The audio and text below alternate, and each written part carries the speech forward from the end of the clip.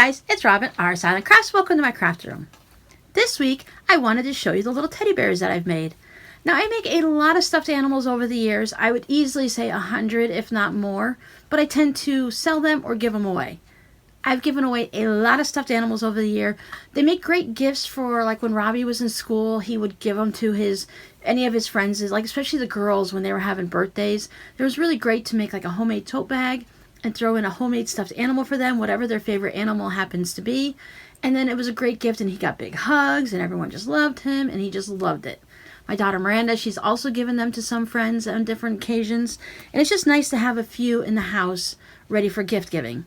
Now, I've pretty much run out of all of my gift giving.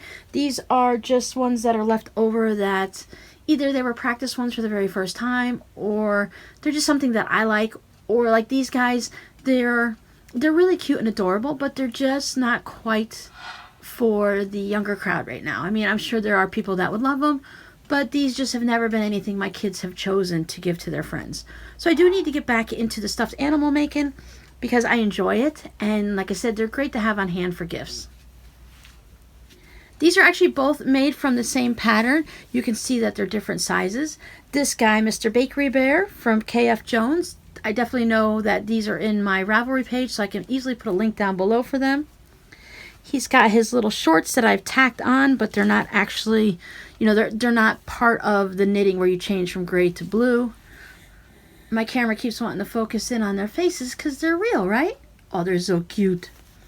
So I tacked his shorts down so they stayed on, and he has his cable rib sweater that he has. So these guys are really fun, but he was made in worsted weight, and then this guy was made more in a sport weight. And I decided that he felt like fall colors, so I went ahead and made him a little Halloween jumper. So his sweater is a pumpkin, so he's all ready for Halloween. So he's adorable. These guys were, Kay does a really good job with her patterns. They're just a little bit different, but yet at the same time, they're super easy.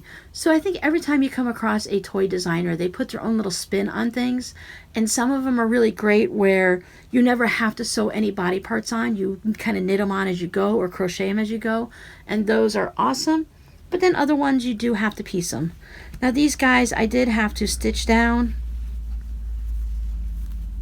You have to stitch these down. You can do it in a way that you can knit them in at the same time, and sometimes it's just easier to stitch them down.